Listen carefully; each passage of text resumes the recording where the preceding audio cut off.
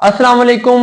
UAE से Pakistani cricket team के camp से कुछ अच्छी खबरें भी हैं, कुछ ऐसी खबरें हैं जिन्होंने अभी भी पाकिस्तानी टीम मैनेजमेंट को परेशान किया हुआ है। मैं वन बाय वन इन सब चीजों को आपसे एक्सप्लेन करता हूं। देखिए, पाकिस्तान टीम मैनेजमेंट के सामने जो सबसे बड़ी परेशानी पिछले कुछ अरसे में है वो फखर जमान की फिटनेस को लेके है। और आपने सुना होगा कि फखर जमान की रिप्लेसमेंट की बातें भी हो रही हैं। फखर जमान की जगह पे किसको लिया जाए, बहुत सारे नाम गर्दिश करते रहे, कुछ सीनियर प्लेयर्स के, कुछ जूनियर्स के। फखर जमान का 3 दिन पहले फिटनेस टेस्ट लिया गया। उसमें उनसे रनिंग करवाई गई, बैटिंग करवाई गई और उनका योयो लिया गया।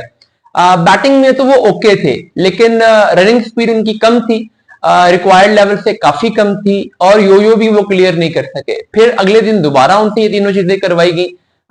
तो उन्होंने बैटिंग और रनिंग दोनों ठीक कर ली। रनिंग स्पीड उनकी बेहतर हुई, जो एक रिक्वायर्ड लेवल था उस तक वो पहुंचे, मगर ये जो टेस्ट वो क्लियर नहीं कर सके। फिर तीसरे दिन दोबारा उनका टेस्ट लिया गया, उसमें भी वो बैटिंग और रनिंग में ओके रहे, लेकिन यो क्लियर नहीं कर सके। अब ये जो तीसरा टेस्ट था ये कल लिया गया था, लेकिन आज खबर ये है कि आज दोबारा उनका सिर्फ यो टेस्ट लिया गया है और आज उन्होंने यो टेस्ट भी पास कर लिया है। तो ये एक बड़ी अच्छी खबर है, पॉजिटिव खबर है टीम मैनेजमेंट के लिए, क्योंकि अब ये जो टेस्ट क्लियर करने के बाद अब वो पाकिस्तान के लिए फाइनली ट्राई नेशन सीरीज का पहला मैच खेलने के लिए अवेलेबल हो गए हैं।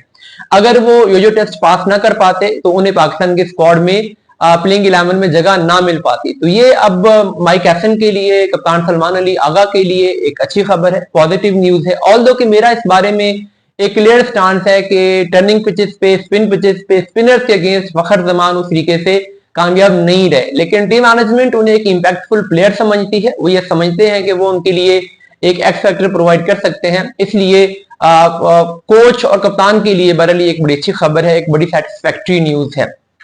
फखर जमान के अलावा एक और प्लेयर हारिस रऊफ की फिटनेस पर भी मैंने आपको कुछ दिन पहले तक रिपोर्ट किया था। उनका भी फिटनेस टेस्ट लिया गया है, उनसे रनिंग करवाई गई और उनसे बॉलिंग करवाई गई, और यो तो उनका लिया ही नहीं गया। रनिंग स्पीड भी उनकी खासी कम थी और बॉलिंग में भी उन्होंने शॉर्ट रनअप के साथ कुछ स्पेल किए, कम पेस के साथ 125-30 पे। तो उस पर फिर टीम मैनेजमेंट सेटिस्फाई नहीं हुई। 2-3 दिन से वो बॉलिंग करवा रहे हैं, स्पीड उनकी बेहतर हो रही है, रनिंग स्पीड भी बेहतर हो रही है, लेकिन यो टेस्ट तो अभी इन्होंने दिया ही नहीं है। तो अभी तो वो रिहैब के बहुत इनिशियल स्टेज में है रनिंग और बॉलिंग में। यो तो अगली स्टेज पे जाके आएगा, जब वो इन दो चीजों में, बॉलिंग और रनिंग में, अपने आप को कंफर्टेबल पोजीशन पे देखेंगे, तो फिर जाके उनका यो लिया जाएगा बाकी चीजों को टेस्ट करने के लिए। तो हारिस रऊफ की फिटनेस पर अभी भी क्वेश्चन मार्क है कि वो ट्राई नेशन सीरीज खेल पाएंगे या नहीं खेल पाएंगे, लेकिन कॉन्स्टेंटली उनको वॉच किया जा रहा है, उनपे काम किया जा रहा है, और उनका रिहैब जारी है। अब देखते हैं कि कब तक है, लेकिन मुझे स्पेसिफिकली अफगानिस्तान के अगेंस्ट जो मैचेस हैं उनमें मैं हारिस रऊफ को देखना चाहूंगा। मेरे ख्याल में इंडिया के खिलाफ मैच में शायद वो इतने इफेक्टिव ना हो, वो पेस अच्छी खेल लेते हैं, लेकिन अफगानिस्तान के अगेंस्ट वो एक एक्स फैक्टर अपनी स्पीड की वजह से प्रोवाइड कर सकते हैं, अगर वो अपनी प्रॉपर 145 प्लस स्पीड पे पहुंचते हैं तो। अदरवाइज फिर उनकी कोई यूटिलिटी नहीं है, स्विंग तो उनसे पहले भी नहीं होती। तो एक तो ये चीज है। इसके अलावा एक और प्लेयर जो कि पाकिस्तान का मैच विनर है, उसकी फिटनेस पर भी सीरियस किस्म के क्वेश्चन मार्क थे, वो भी आपको मैं रिपोर्ट किया था। मैं बात कर रहा हूं सुफियान मुकीम की।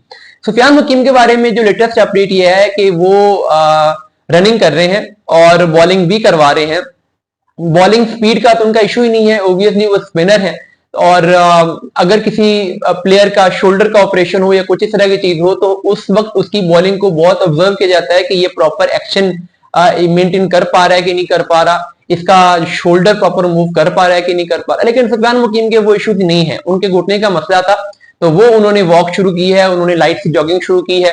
और सुफियान मुकीम के लिए यो टेस्ट रिक्वायरमेंट भी नहीं है। यो टेस्ट बैट्समैन के लिए और फास्ट बॉलर्स के लिए है, स्पिनर्स को इसमें वैसे भी एग्जाम्पशन मिल जाती है, तो उस लिहाज से वो यो के हिसाब से तो वो कंफर्टेबल है, उन्हें नहीं लिया जाएगा यो टेस्ट उनसे। लेकिन बहरहाल जो भी उनकी रनिंग स्पीड है और बाकी जो उनके फिटनेस है, डाइविंग वगैरह है, वो भी उनसे नहीं करवाई जा रही, वो भी 1-2 दिन में ऑब्जर्व किया जाएगा कि वो कर पाते हैं कि नहीं कर पाते। लेकिन अगर उसमें उन्हें कुछ देर हुई तो हो सकता है कि ट्राई नेशन सीरीज के जो कुछ इनिशियल मैचेस हैं उसमें भी सुफियान मुकीम आपको खेलते हुए नजर ना आए, लेकिन अभी वो अंडर ऑब्जर्वेशन है और उनके बारे में अगले 2-3 दिन में डिसीजन किया जाएगा।